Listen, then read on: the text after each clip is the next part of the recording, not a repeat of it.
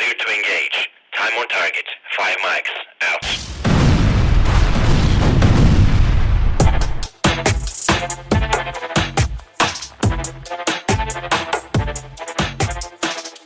Hey, did you love the special session, Representative? I love the fact that we are going to make our firefighters whole. I feel like we all push pause in our lives for ledge days. Like, we're all out there. The lobbyists are working from the most comfortable chairs in the world. Legislative staff are working from the medium comfortable chairs. And you guys, as the legislators, are paid the worst. So you guys have the worst chairs. But we're all kind of out in our own different spaces and going into the office occasionally. And then everybody has to push pause in their lives. We all show up at the building. And then we do legislative days. And in this case, they were nice enough to jam special session into legislative days instead of adding a day. Like next week, we did a special session. Remember that? It was like, I think it was a day. It was like, well, it's when they attacked the building. That was like December 21st. It was like right before Christmas. It was the worst. That was not awesome. You're correct. I was looking back through, and I think I was around for the 2013 special sessions. There was 2 of them. I can't remember what they were for. Might have been for tax breaks for Intel or Nike. No, that was 2011. So anyway, I did those, and then there were no special sessions until 2018, and I wasn't around for that. A bunch in 2020, several in 2021. So this is my first special session in like 10 years. Well, I'm glad you got to break your toes back in on him. Which is funny because it's like my 7th in 5 years. Maybe And I moving would say, forward, should we have to be in special session, we could actually be in our chambers. well, I was going to say, what makes it so special is the Senate met in hearing room A and the House met in hearing room F. And I thought it was cute. You guys were all seated in alphabetical order, and you guys had your cards. If you wanted to speak, you raise your green card, which I don't know if they thought about this in advance, but as soon as Speaker Fahey said, use your green card, I heard laughter throughout the 3rd floor. That is funny. They should have done different colors so it wasn't like, they don't think about those things. They're just throwing it together. So we can't give Tim too much crap for that. He's just trying to do the best he can, but it is kind of funny. Maybe when the reps are over time, he gives you a red card like in soccer. Yeah, that's what it should have been. Should have been like soccer stuff. And the best is they all walk up to the dais because they don't have their own microphones and they have to push the button, and every one of them forgets to push the button. They were doing that in the Senate too. It's kind of funny. It just tells you like how big of a crap show it is when we don't have the chamber and everybody's used to like their own little space inside the chamber and they know what to do. And yeah, it was just kind of it's tough. And I wish Cams would get their together and get that damn building done, but because it's a bummer that we're not going to have, the rotunda and all this stuff open up, for the long session. That's just such a bummer. What was really sad to me this legislative days was we're in the building, we're doing the business. And traditionally, when we go to that building, the one thing that I look forward to is how the Capitol embraces Christmas. And they decorate the rotunda. They've got Christmas trees. They've got some other decorations, the wreaths, the whatevers. And when we were there this last week, there was one small decoration for Christmas that I noticed. Now, I did not hit every floor, but I only saw decorations in one small corner. And kudos to you, Reagan, for decorating our office with a Christmas tree. Thank you. That was awesome. I believe that the Iverson leadership offices would have raised this with the presiding officers and with ledge admin and would have made demands, and maybe they would have met a little bit of those demands. But no, I like Christmas, and I think it's kind of fun it helps. It just adds to that bipartisan stuff we can all get behind and enjoy, because you kind of need that to help. We all have this camaraderie of being in the same situation, right? Whether you're Republican or Democrat staffer, Republican or Democrat member, you have the same experience in terms of, oh, I got to go to hear boring committee XYZ, or, oh, I got to crank out this, really long letter, whatever it is. So those shared experiences help bring us together. And so I think the Christmas decorations and all that kind of stuff, it's a shared experience that we have. We weren't able to share that, which makes me sad. Hopefully next year it's coming back. Next year. But even just the tree at the entryway would have been nice, just something that reminds each of us to take an extra breath and have a little extra grace towards whoever it is we're talking to or dealing with in that moment. And I, for whatever anyone's beliefs are, I do believe that when you see the Christmas tree, when you see the holiday decorations, it does cause you to just remember what's important in life and be a little kinder to your neighbor. Or to bring it all around, they had a meeting, they had a tree, and it burned up in the wildfires. That could happen too. We don't know. We don't know the details, but that's why we were there. So the governor calls a special session. I know, right? Keeping us on task, at least trying a little bit. The governor calls a special session for wildfire funding. So, Representative, you represent a district with some forests and some grazing lands, and you were one of kind of the Eastern Oregon, Central Oregon districts that got hit pretty hard. At what point did you become aware that there was this gigantic funding deficit? Well, to be fair, just given where I come from in my history in the legislature, I started in 2019 in the world of the Ways and Means Subcommittee for Natural Resources.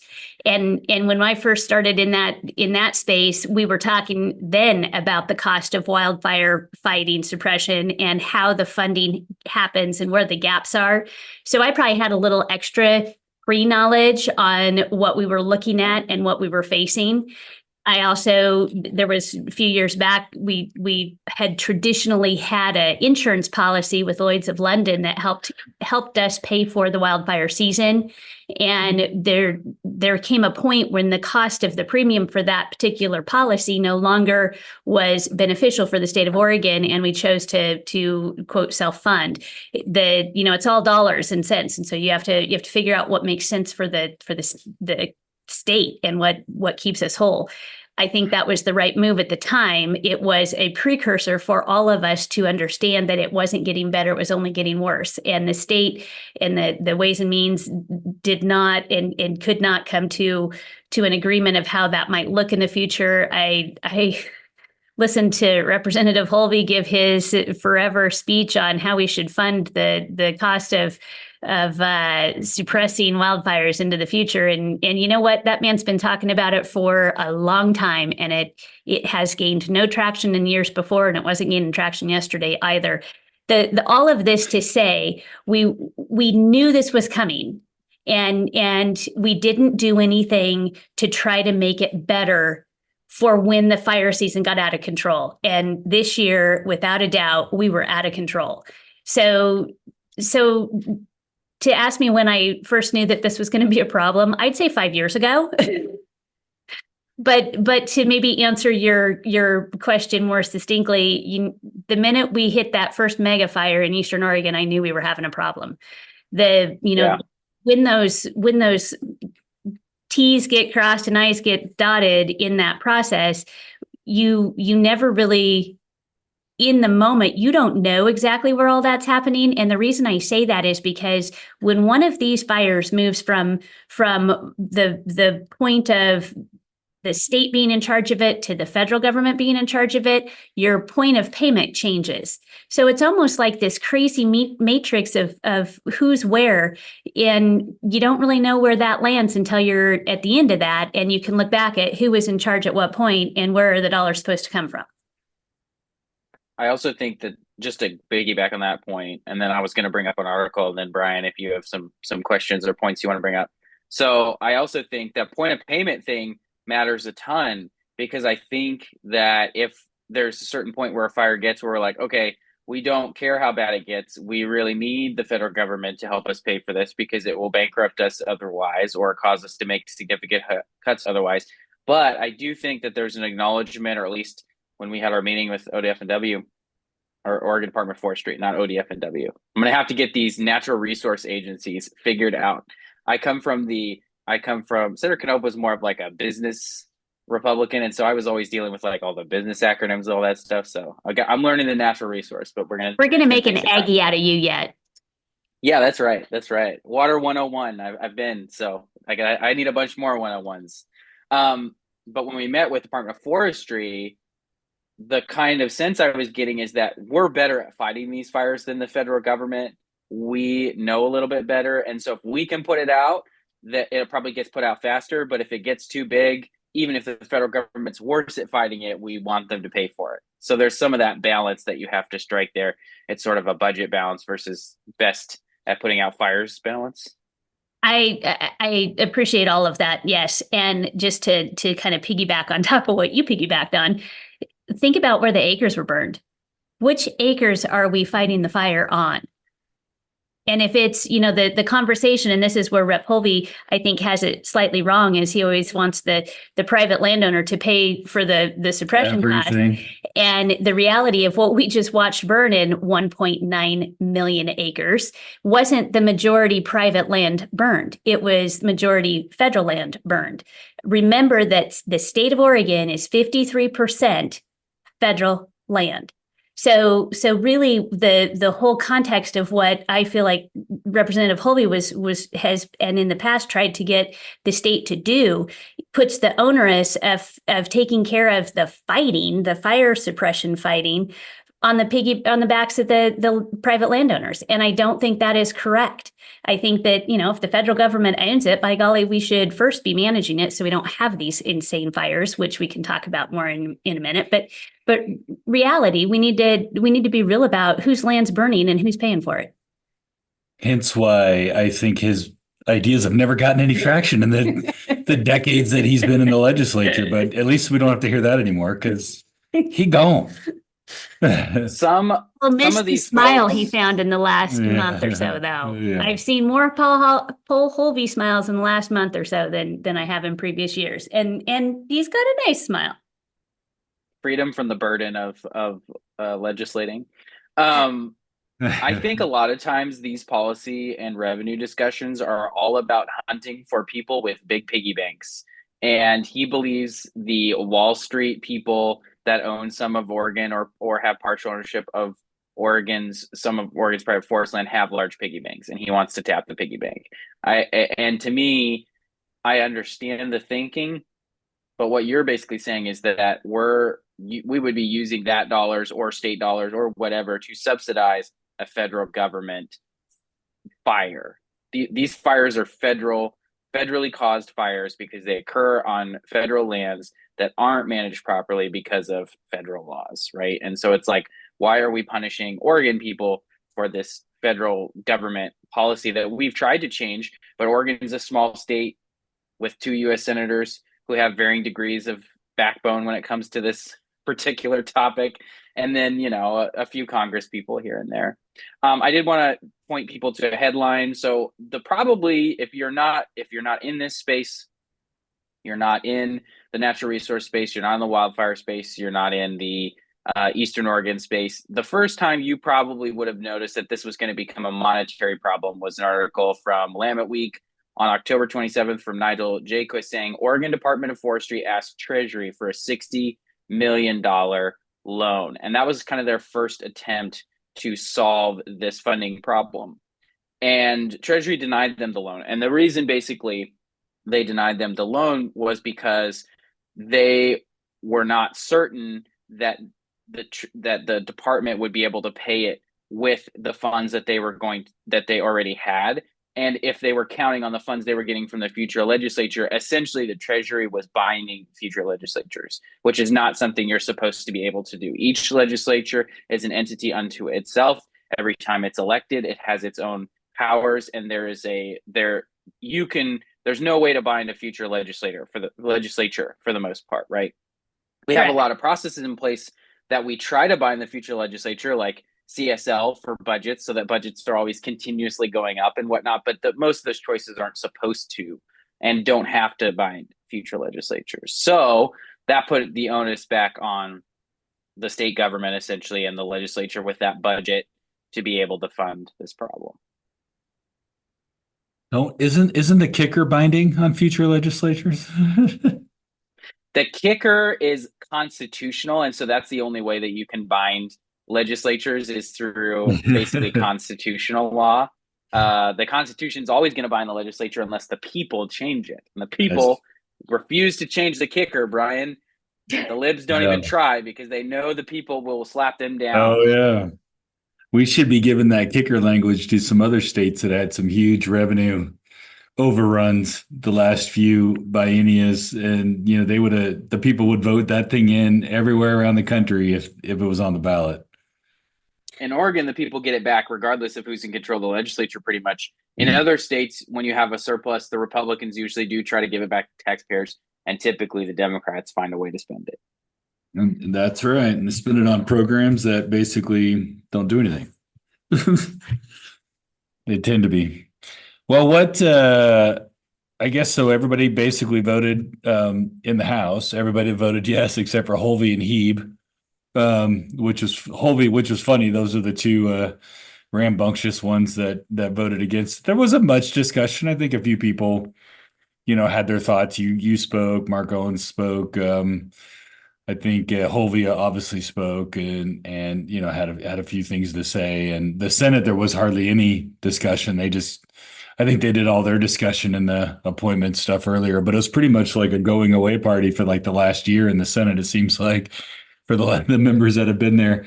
But I think it was a simple special session. We have to pay our bills. Going forward, there definitely needs to be some answers to wildfire, because we saw it in 2020. We saw it in 2024.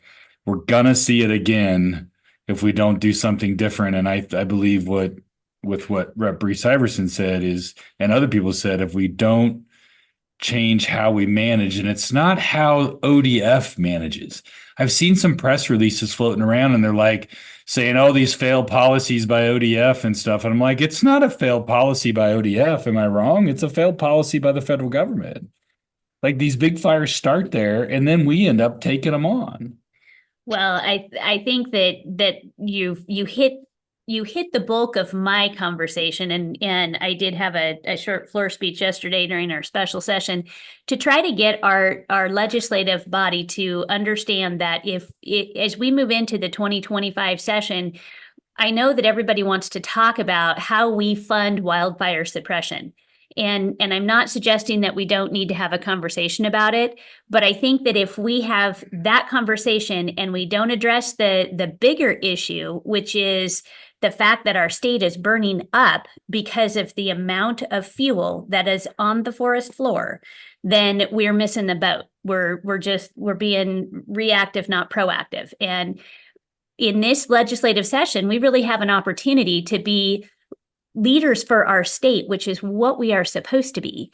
And we need to be leaders for the Western states and get the Western states governments to start creating one voice that goes back to our federal government and says, hey, y'all on the East Coast, we know that you don't have a lot of federal lands inside your borders, so you don't understand exactly what this looks like on the scale of what happens on the western side of the nation.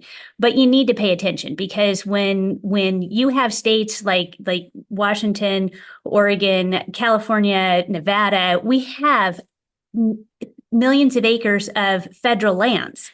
And yet those lands aren't being properly managed to reduce some of those fuels. And then we wind up with these mega fires. And it's really important to understand that when those fires get started in that really dense forest material, it creates its own weather pattern and its own force where it just goes crazy. And if it has a slight bit of wind behind it, there's no stopping it. And that's what we saw in Oregon this year.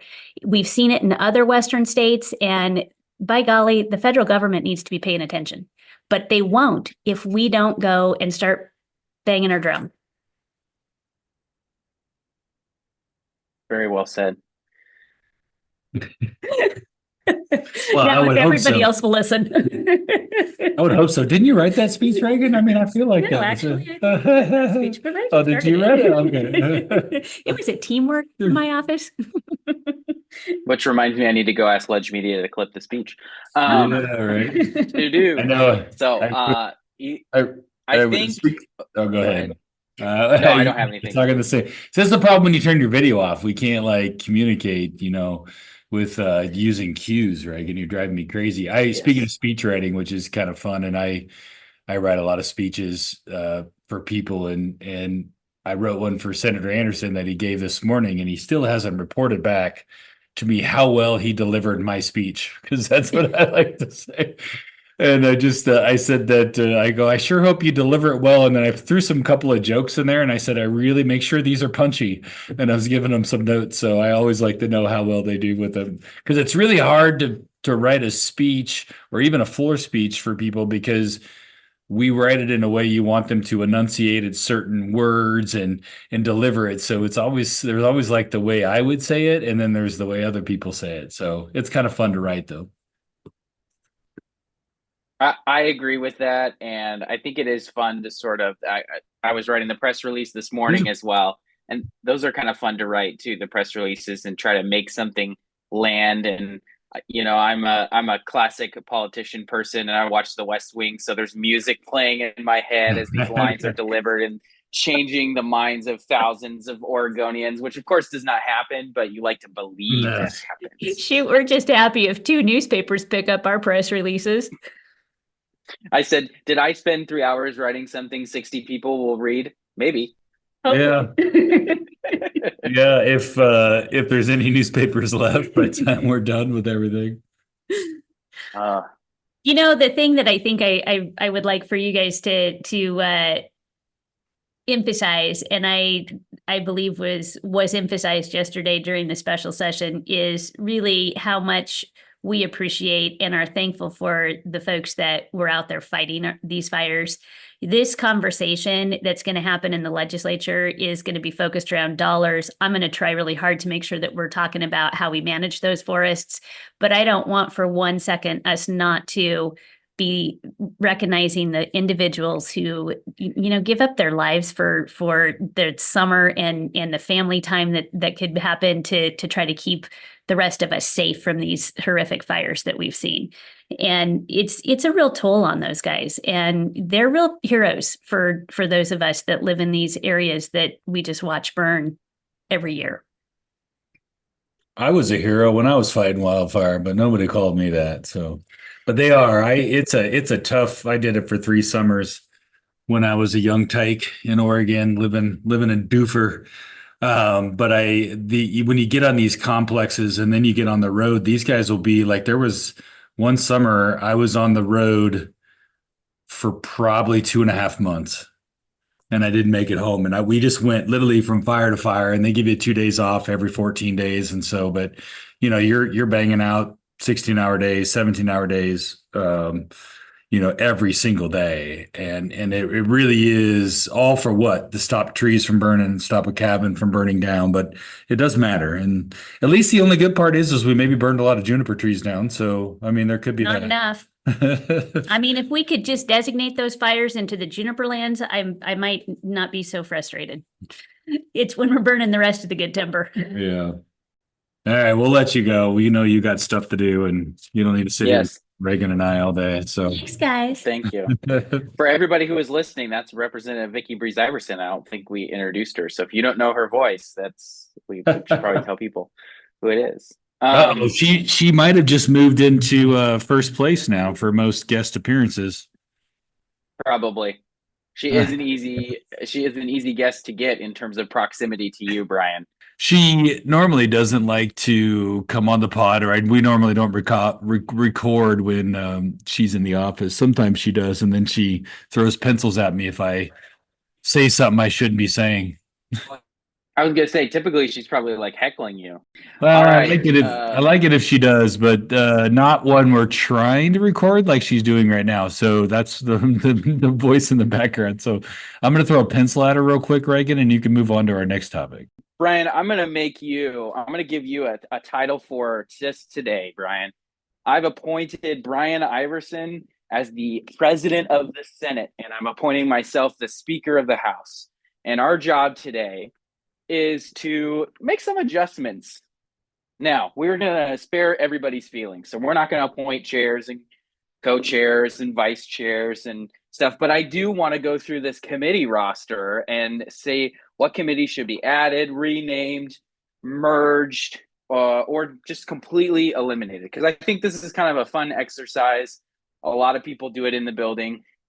And when the Senate president and the speaker do outreach to their members, they typically have a section, at least the House did, they had a section on their form that was like, what are your suggestions for what committee should be added, removed, merged, etc.? So I thought that would be a great podcast topic. What do you think, Brian? Well, sure. I think that, well, in the world of Doge in which we live today with federal government, let's see how we can streamline state government. Well, there's pluses and minuses there, because there's obviously lots of topics that you can do, that you can legislate, and there's lots of committees that you can add and committees that you can remove. But the fewer committees you have, the fewer gavels you have to reward all your friends, which we're not going to do. But you've got to try to strike a balance. I think the key is striking a good balance, and so I think that that we can do that. So, do you have any suggestions, Brian? I think we could do like 3 categories. We could do a committee that needs to go away, and you would do like Senate, unless you have a thought about the House. A committee that needs to be added, and 2 committees you could merge. So that gives you 3 categories to work with. So a committee that can go away in the Senate would be conduct, because it's pointless.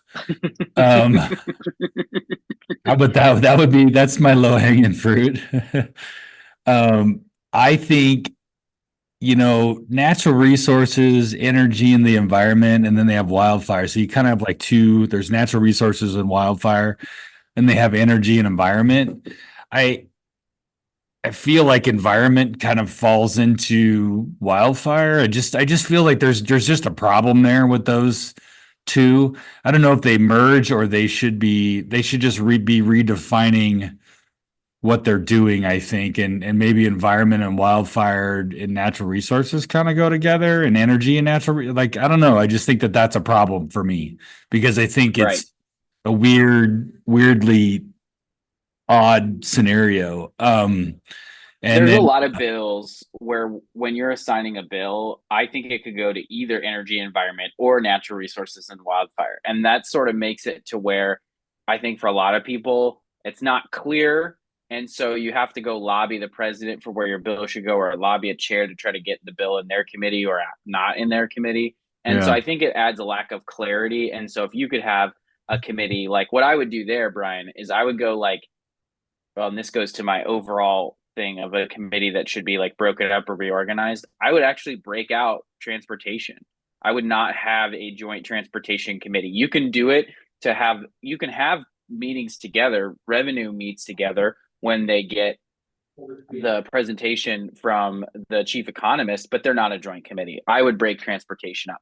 And so I think you could do energy and transportation as a good combination, because those I feel like are similar and in a similar vein, where you can send all your green energy stuff there and all that. But then stuff that's related to dirt and agriculture, you could have environment, wildfire, and agriculture type of a committee. And I don't know the exact name for that one, but I think that I agree. Those are duplicative committees, and it makes it so that there tends to be confusion on those particular issues. And the other one that I think I would break up or change is housing and development. It seems like we get a bunch of homelessness stuff and, blue tarp stuff, versus I think that should really be centered in human services, because I just feel like that's where homeless services are. We're not, giving away, and I think just those shelter beds, those aren't homes. That's not housing and development, right? Housing and development should be focused on, 4 walls and a roof kind of stuff, right? So building homes, all that sort of stuff. So I would shuffle those 2 a little bit, because it seems like nobody wants to be on human services. Everybody wants to be on housing now, and I think it's because of the homelessness stuff and some of the other things. So you could probably move some of that stuff, so not one committee is doing so much of that lift.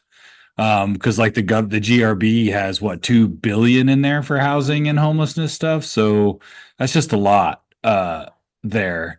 And the other one that I think is weird on the Senate side is this catch-all Veterans Emergency Management, Federal and World Affairs. It's like they got done and they just said they just barfed out what was ever next and they just called it one committee. So there's no, like, a committee should have a goal, right? It should have a focus and a goal. I think emergency management could go in with wildfire and because those two could fall together. I think wildfire is emergency management on some level, because you're not really talking about managing the natural resources. So, and then I don't even know what you do federal and world affairs. You should just make that like an ad hoc committee or something. And then veterans, I would love to see veterans be our own. That should be actually a joint committee. Speaking of joint committees, because we are one of the worst states in the country for taking care of our veterans. Like, we are horrible. I think we're like fifth worst, and we're, or if not even worse, but we don't have any major bases in Oregon. We're like one of 3 or 4 states that don't have any sort of major military base of any kind. So I think that's probably part of the reason why. But veterans don't want to move here. They don't want to be part of Oregon. I just feel like, it just seems very. But you can make that one a joint committee, because I know there's one in the House, and we have a couple of good vets that are in the Capitol, and I think that would be good to have its own committee to where they might actually get something done. Because part of the problem with these committees that have all this stuff in there is nothing ever gets done because there's too much stuff in there. So that's my thought. I think, and I just, because you were saying that, I went back to 2013, because that was when I started in the Senate. That was the glory year of the Senate for me. It was 16 Republicans and 14 Democrats. And one of those Democrats was, flip that, 16 Democrats, 14 Republicans, but one of those Democrats was Betsy Johnson. So a lot of times it'd be 15-15 on the controversial stuff. So it was veterans and emergency preparedness, and it was a true split committee. There were only 4 members: Chair Brian Boquist, because he was a veteran; Vice Chair Lori Monis Anderson, Democrat; member Peter Courtney; member Alan Olson. 2 R's, 2 D's. You had a veteran in chair of the committee. I feel like that committee was a better structure. Of course, we don't have a ton of veterans today, but there's still a few in the legislature. And I think putting veterans issues with a veteran chair, even if it's not the chair that is the main party that's in control, is important. You still have Ways and Means on the check. It's not like they can go writing gigantic blank checks for veterans, but they know the issues. They're going to be more tuned into those issues, and they're more likely to put those forward. And especially on an issue that I think tends to just be super bipartisan. But unfortunately in Oregon, bipartisan in terms of stomping on not helping veterans and killing veteran bills, right? It's a problem. And so I think you're right. Yeah. Elevating veterans as a committee, even if it only meets once a week, that's a thing that I think would be an improvement for the Senate for sure. And then the roster for committees, I feel like, was smaller. So here's the roster of committees in 2013. You had the Veterans Committee, Rural Communities and Economic Development, and then, Rules, Judiciary, Healthcare and Human Services was one committee. A lot of people will talk about this for the House. Right now they have House Healthcare and Behavioral Healthcare Committee. I blanked on the name, but the Behavioral Services or whatever it is. Measure 110 money. It's sort of. It was definitely in that vein, but they had such a big workload that it was really a lot for one committee. Yeah, sure. So I have an idea to work on that. Then you had General Government, Consumer, and Small Business Protection, which was sort of an interesting committee setup and name for a committee. And then you have Finance and Revenue. Hashtag bring back finance in the Finance and Revenue committees. I don't know if they're named that. I need to go check, but Finance and Revenue is a great name for committee. Environment and Natural Resources. So there was really only one Natural Resource Committee. All of the stuff went there. Then they had Education and Workforce Development and Business and Transportation. Business and Transportation was one committee, which I think is super interesting. Yeah. You almost separate those issues too, where you have business bills that go to business transportation and you have labor bills that go to education or workforce development. Well, it's hard. I think that with all of the stuff that the legislature has to handle now, I mean, the reality is government is entrenched in many different industries and many different parts of our everyday lives.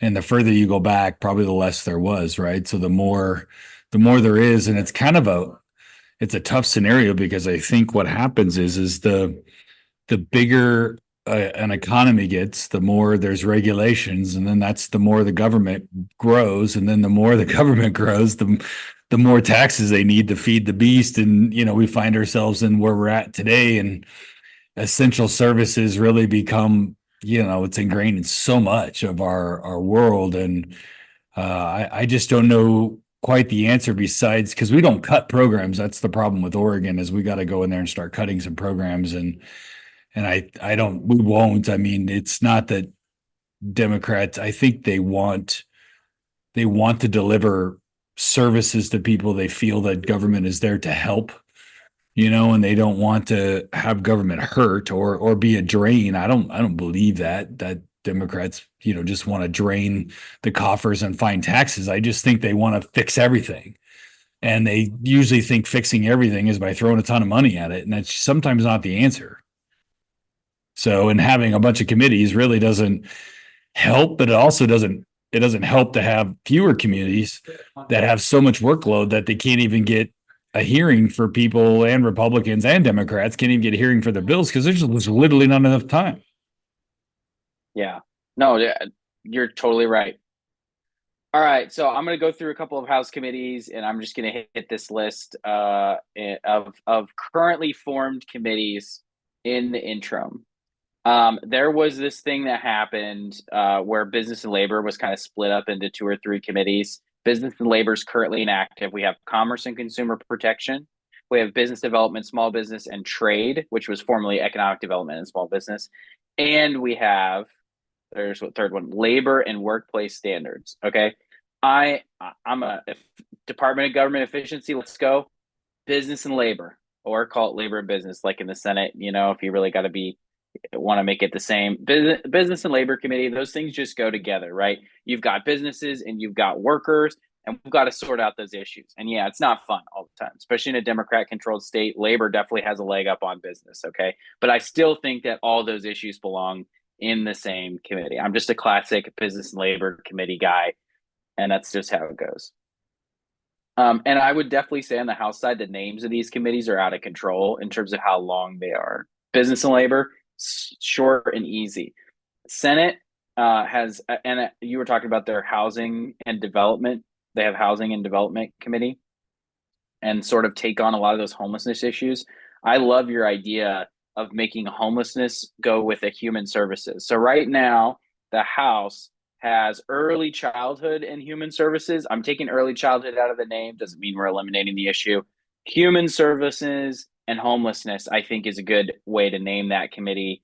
And I would put maybe even behavioral health, human services, and homelessness all together, because I think, the Republican idea is that their people are on the streets not just because they can't find a place that's cheap enough to live, but because we have addiction crisis. Behavioral health is such a big thing right now. It needs to be dealt with the homelessness crisis.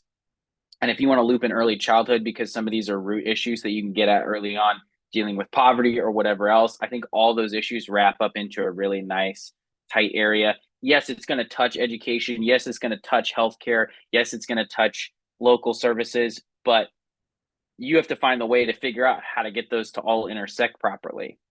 And so, and a lot of that stuff is going to include money. And so it's going to Ways and Means anyway, right? Yep. Ag, land use, natural resources, and water. That is too long of a committee name. I was looking at U.S. Congress, and I will say what's a little bit crazy about the U.S. Congress, they have an agriculture committee, they have an energy and commerce committee, and they have natural resources as 3 different committees. So I guess there are ways that you could split it up and do that, but I would just call it natural resources, because agriculture is part of your natural resources, your land use, your water. Those are all natural resources. Of course, they got 450 members to make happy with committee assignments. So, I mean, they kind of have to have more. You're not wrong about that. And sometimes I feel like in Oregon, the more, creating an extra committee creates a lot of work. You need LPRO staff for that, and you got to find members who can fit that in their schedule. And so you can really help by simplifying. Oh, the other thing I do for the Senate, Brian, judiciary does not need to meet 4 days a week. That is craziness. That's just wild. I don't know how that started. I guarantee you the chair after Prozanski is not going to be able to get that done. That garbage needs to stop now. It's a scheduling nightmare. Make it stop. Make the insanity stop. Gambling is inactive. Eliminate that committee for sure. I think you got to put that. You got to put that somewhere else. I don't know. Probably send that stuff to rules. Honestly, gambling is kind of a hot button, very political issue. I'd send that stuff to rules. You were saying something, Brian? I would. You kind of read my mind on the gambling thing. I would just kick that into rules too. I mean, it makes sense. There's really no reason for it to be separated. I think that the other thing that I think I would do, and I think I kind of agree with you, and we really deal on, is the education piece is kind of interesting to me because like House has they split education and then they call it higher education, which means if there's a higher education, there must be a lower education. So I'm assuming they mean community colleges or lower education. I don't know. And then in the Senate, they just have education, right? So they deal with everything. And I think there's a difference to it, but there's a lot of money. That's the thing when I look at those two committees, I think, what did the GRB, what'd she call for 12 billion for K through 12 education? And the university system wants a ton of money and community colleges want a ton of money. And there's a lot going on there. And and it doesn't seem like a lot of people want to serve on those committees, which is pretty interesting to me that it's one of the biggest budget drivers in our state budget, yet there's usually not a waiting list of members to get on those committees. I think what's interesting about that, Brian, and I can tell you why I think that is. It is because regardless of how much we fund education, there are always going to be people asking for more money. And even though every time you increase funding, it's record funding, as we just saw in this last session, a lot of people are saying it wasn't enough. A lot of people are saying they undershot the number. It's just an issue you can't ever get right because it's people's kids and most people are going to say, well, there's no expense I'm going to spare for my kid. But of course you have to spare expense. And I don't even think most of the time that the education funding bill goes to the education committee. It just starts in the EDGE subcommittee, the TED, transportation, education and something subcommittee in Ways and Means. So you don't even see the funding bill. So really what you're dealing with is just a lot of hot button education issues. And it's really hard to win on those issues. So, I mean, I would stay away from education too in a lot of ways. I'd play in it when it made sense, but I wouldn't want to sit on the committee. And I agree. Higher education being a separate education committee, stop it. Merge those. It's just all education. I don't want those to be separate committees. It's silliness. And I've seen some good bills because of that. It's so hot button. I've seen some decently good bills that have been in, like House said, I think even Chair Neron has kind of been behind some of them, and they literally just get shelled because the unions just come in and go, nope. And it's like you have nowhere to really go with some of that stuff. And it's just it's a tough committee to be part of. And I don't know if you can make anybody happy in those committees, which is pretty hard to do, I think. And education really has become kind of a social political issue these days. And I think that makes it a lot harder for people to want to be on that, because I think for the most part, most people are here to, just to kind of get things done. And they got projects in their at home that they're trying to work on and represent. But behavioral health, I think, and education are two just nothing. They don't return money back to the system, right? You can look at all these other committees where they're dealing with business regulations, and there's taxes, and there's transportation, and there's revenue, and there's all these things. But those two kind of areas, all they are is a pure drain on the system. And it's pretty hard to always be talking about money in which you're not actually doing anything to help generate any money for the state. And all you're doing is taking. You're totally right. The other committee that we need to create, and I think in the current environment, it'd probably be a joint committee, but I honestly think it's okay. Again, we have two chambers and it's nice to unify when we can, but I also think it's nice if you have two chairs. I mean, it's not like the chairs of the two business and labor committees don't work together just because it isn't a joint committee, right?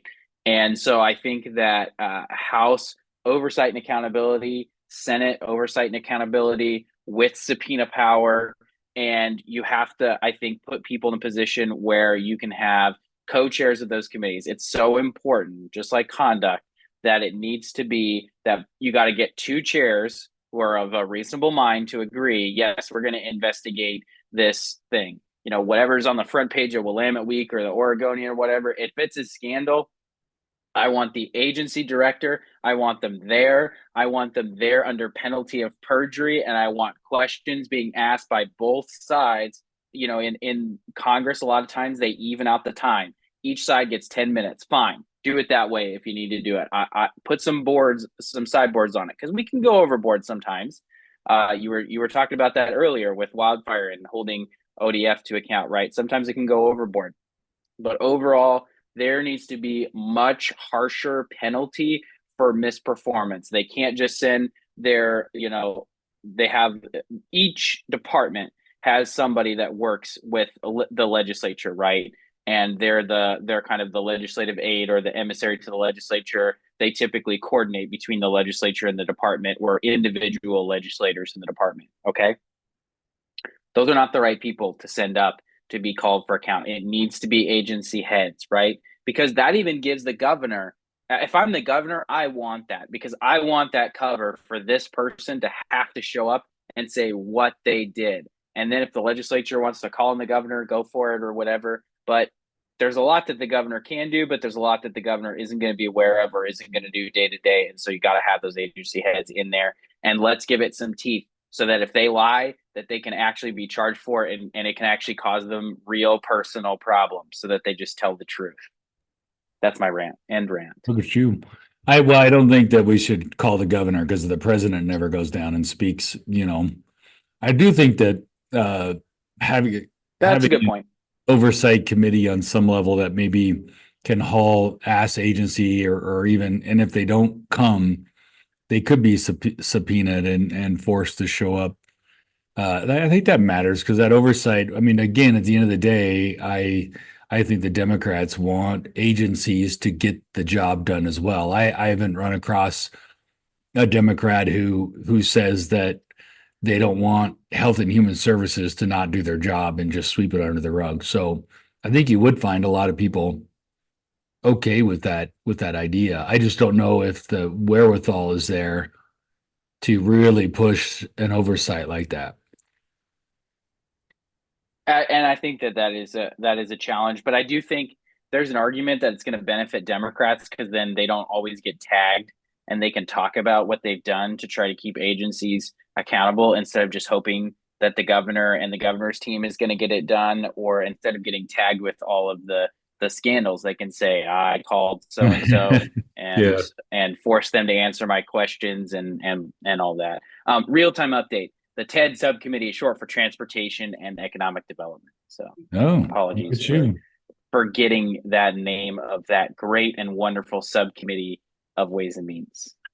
Would you, speaking of, and maybe I'm changing the topic, but what about the long session and the short session? Would you, if you could wave, because since we're in charge, right, and we're waving wands around, like, would you get rid of the long session and go to like 2 90-day, 100-day sessions, every year? Would you do a year-round legislature? What do you think? What do you think we need to do? Because I don't believe, my take is like the 6 months. We've proven in a short session in 5 weeks that we can actually completely reform Measure 110 and get it done in a very short amount of time. So this need of being here for 6 months really isn't there. So there's that. And I think that, so the legislature can get things done fast if they choose to. But I think 6 months of putting Democrats and Republicans inside a Capitol, staring at each other in these committees for, months on end, and then, Republicans not getting their bills, getting a public hearing, and then then the committees end, and then they're pissed because their bills never got a public hearing. And then we go into other stuff and they're still pissed, and then they're on the floor, and then they're trying to do bill polls. And I think that's kind of what causes the chippiness.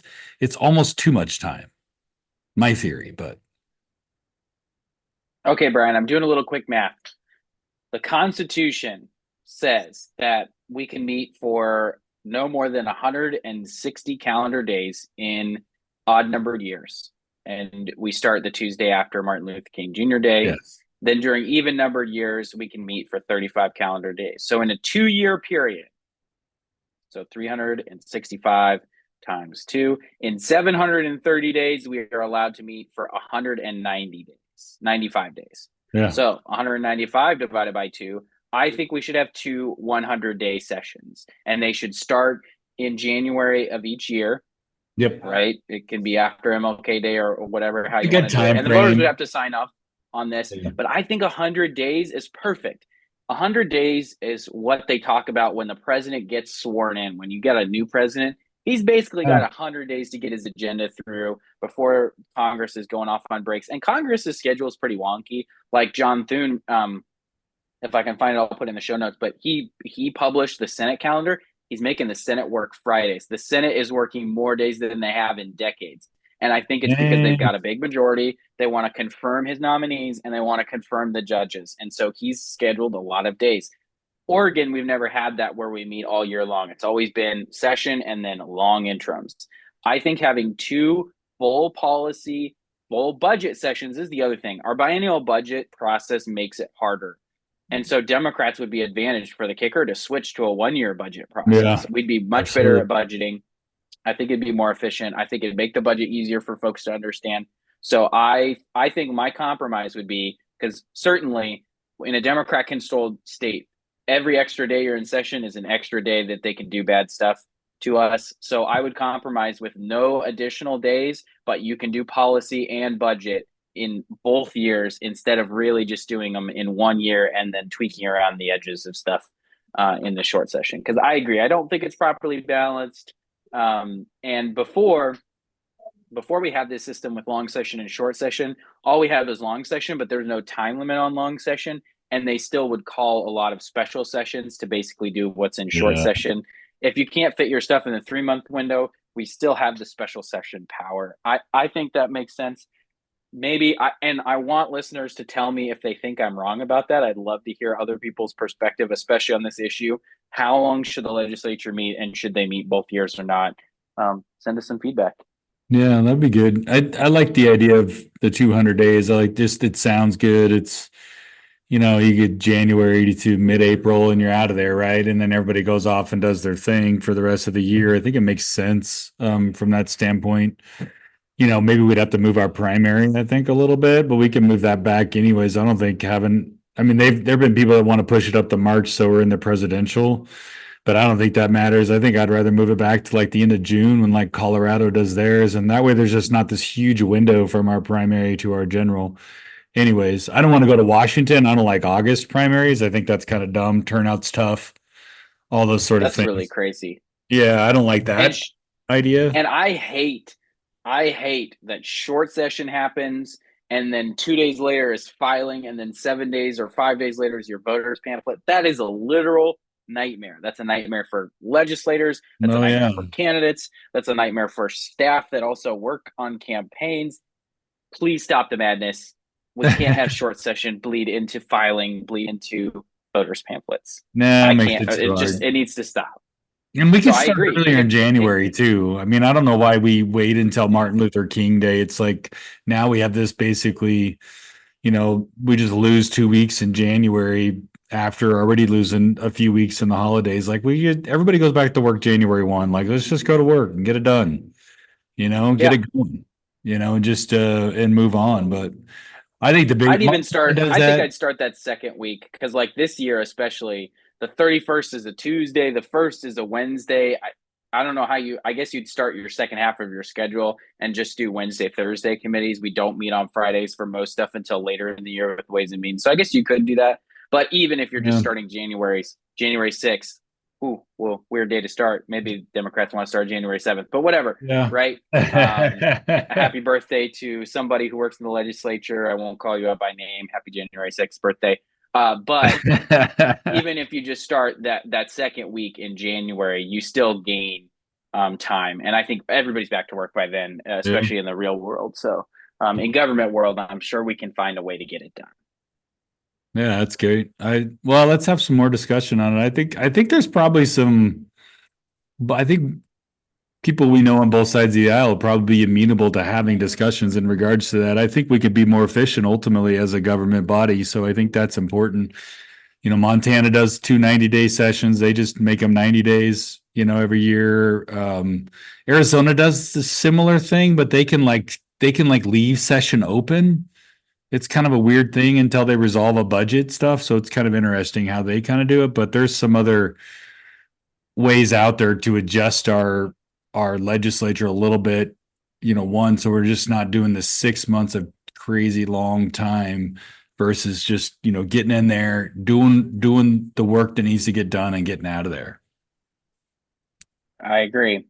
Well, Bryan, I think we did it justice today. We talked about special session and we made our perfect legislature. Senate President Wagner and Speaker Fahey, if you need to hire us to get this done, if you feel like it's just too crazy, you can rely on us. You can play this podcast for your members and say, wow, look at all these ideas. They're so great. And then you can blame us if they don't work. We'll happily take the blame for you.